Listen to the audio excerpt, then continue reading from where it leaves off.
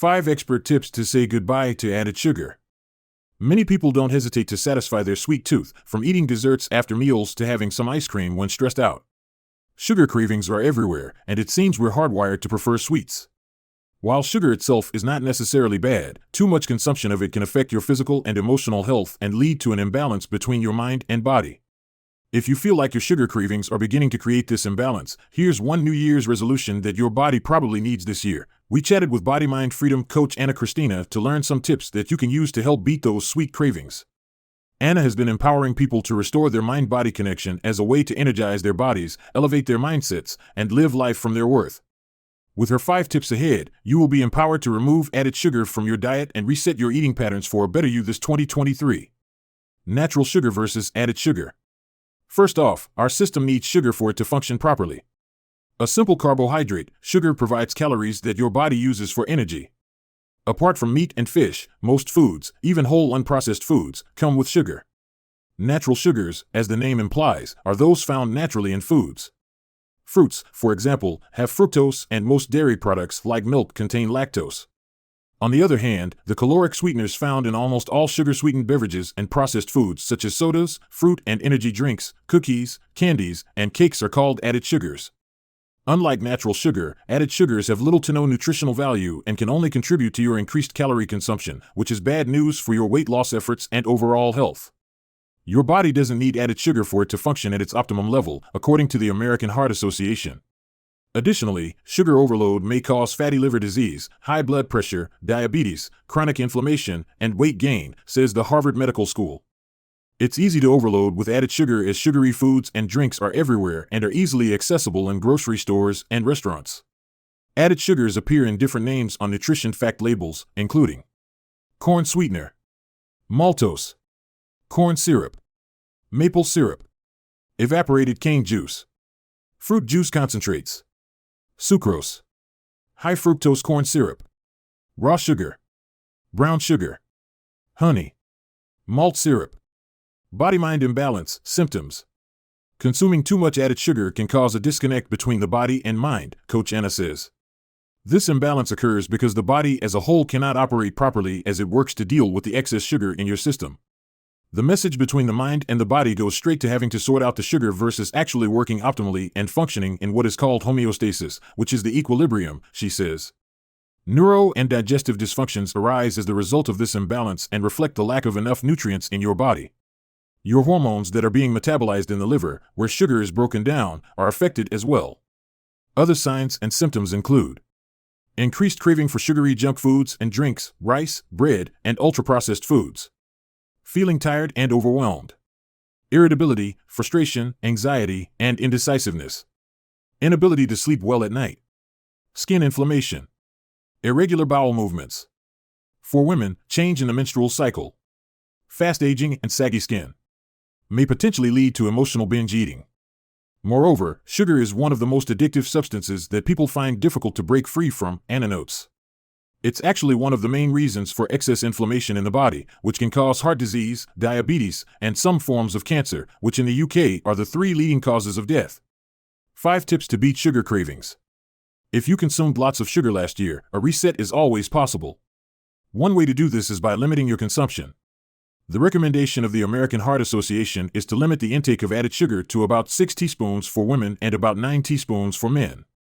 Anna, who was once addicted to sugar herself, gives these 5 tips to help you cut your added sugar intake, detoxify, and restart your journey to a healthier you. Tip 1. Hydrate, hydrate, hydrate. Water is vital to a healthy body and organs. It aids your kidneys in flushing toxins and waste products out of your body faster, and it serves as a potent excess sugar detoxifier. Water keeps you hydrated and strong as you go about your sugar cleanse. Drinking water every day makes for a powerful sugar detox strategy because it's not only easy enough to remember and follow, but it's also something that one cannot do without. Anna also explains, sugar holds memory in the body and the body needs energy to start detoxing from it. So, you need to make sure you're staying hydrated. Water is vital, especially because a lot of people also mistake hunger for thirst. The U.S. National Academies of Sciences, Engineering, and Medicine generally recommends 11.5 cups, 2.7 liters, a day for women and 15.5 cups, 3.7 liters, a day for men. However, your actual water intake may vary depending on a host of factors such as your health condition, physical activities, diet, location, and many more. If you can, check with your doctor to know what is the most appropriate number of cups for you. Tip 2. Eat lots of healthy fats and proteins. A diet rich in healthy fats and proteins helps decrease your sugar cravings and gives your body energy a boost. Healthy fats and proteins balance your blood sugar levels by preventing the release of too much insulin into your bloodstream. Abnormal levels of insulin can cause your body cells to take in high amounts of glucose from your blood, which may help trigger a drop in your blood sugar level. Eating more proteins, as opposed to sugar, can particularly help curb your appetite by making you feel full with less food intake and by bringing down your level of the hunger hormone ghrelin. With decreased food cravings, you can also better maintain a healthy weight. We're not talking about protein powder because they've also got hidden sugar in them. You need quality whole food protein from meats, says Anna, who now sticks to eating whole foods as part of her healthy diet. Some excellent sources of healthy fats and proteins include eggs, avocados, nuts, whole foods, fatty fish such as salmon, trout, and sardines, almonds, chia seeds, chicken, lentils. Tip 3. Go for low GI diet in the short term. GI, or glycemic index, GI, is defined by Harvard as the value assigned to foods based on how they impact your blood glucose levels. During your sugar cleanse, a low GI diet may help you achieve your target. Anna explains, basically, sugar holds memory in your cells, so what you want to do is you want to starve your cells of the memory of sugar. In the interim, go for low GI to allow the body to regulate what its sugar level response is. High GI foods such as potatoes, rice, and pasta are ideal for those who are physically active. This diet helps achieve fast recovery post-workout. Low GI foods, on the other hand, are good for the prevention of high sugar levels. They are recommended if you want to lose weight or decrease your risk of heart disease and diabetes, plan more nutritious meals, and are diabetic. For a low GI diet, try increasing your intake of some of these healthy foods.